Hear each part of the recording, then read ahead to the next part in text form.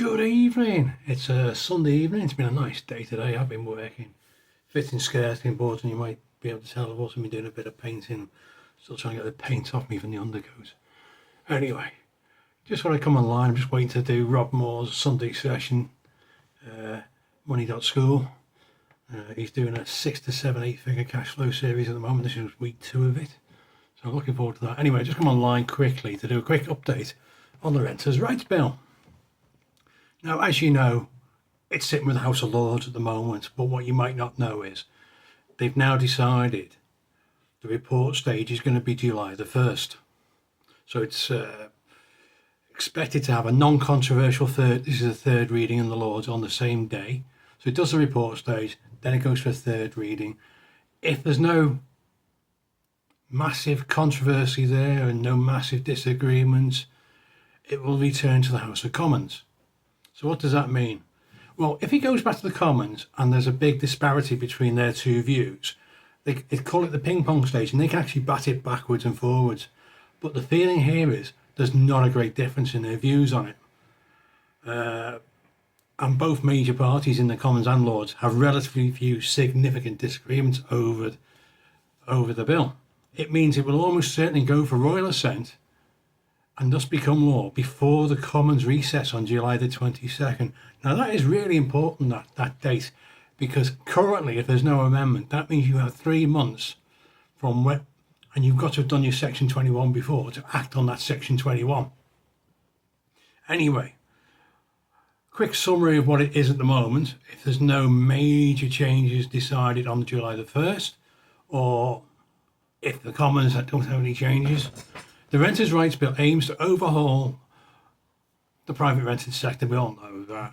Granting tenants greater security. By the way, I'm looking at Landlords Today, Graham Norwood's article, so all credit to him. This is not my article.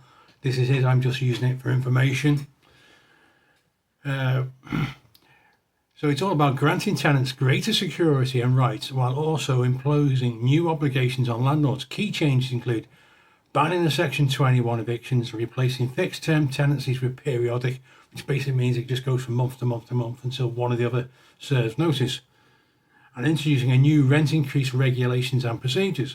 So, first of all, the abolition of Section 21 evictions. Landlords will no longer be able to evict tenants without a valid reason, such as rent arrears or breaches of the tenancy agreement. Periodic tenancies. Fixed-term tenancies will be abolished and all tenancies will be converted to periodic tenancies, allowing tenants to end the tenancy within 2 months' notice. Listen, it is what it is. There's nothing we can do. We've had our chance to have a say. Rent increase regulations. Rent increases will be limited once per year. That's all I do anyway. So, and must be communicated within at least 2 months' notice. So we used to give I'm not sure what I used to give a month's notice, so it's 2 months' notice, along with the justification for the increase. So the justification is the market rate is this, or it might be the fact that you have been paying well below the market rate, we are trying to raise it, whatever it is. I always check the market rates and I always keep my rents a little bit below the market rate.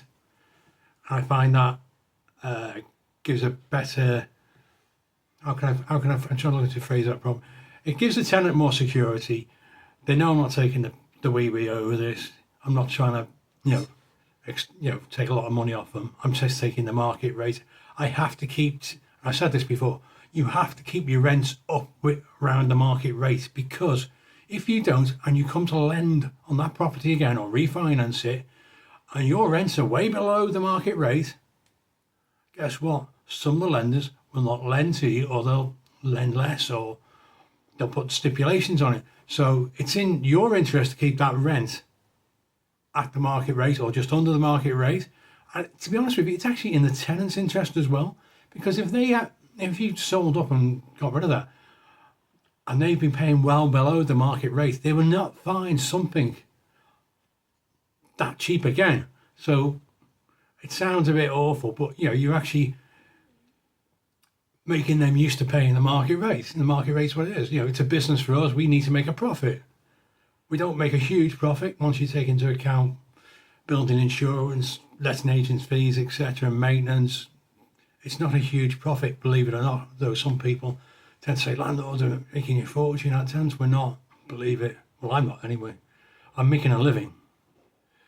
End bidding wars. So landlords and agents will be prohibited from encouraging or accepting offers above the advertised rent.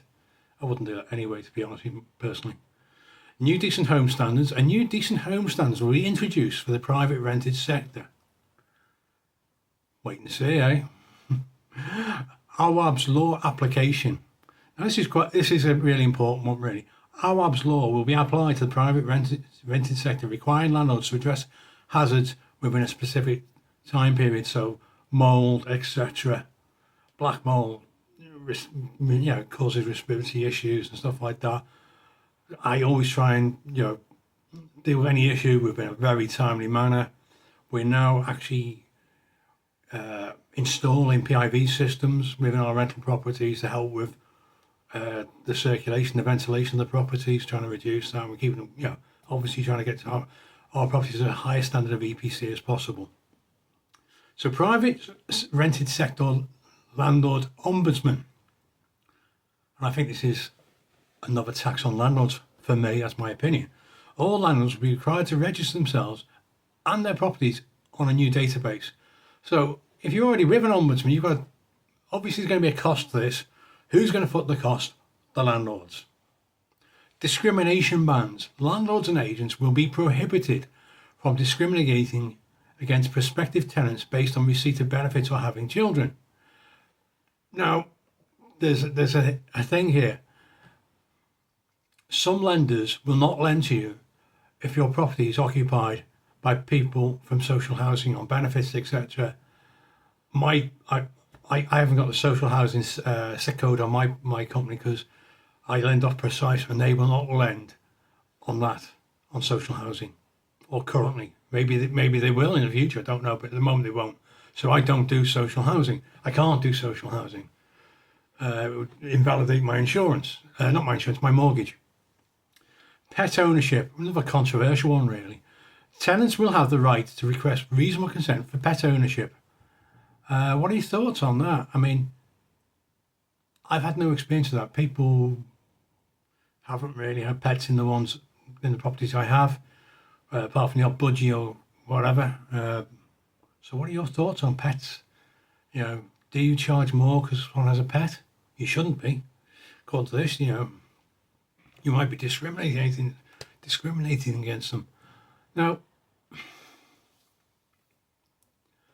that's a basic overview of it. So come July the 1st, if it passes through the report stage and then the third reading, it will go back to the Commons, and once it's back in the Commons, they will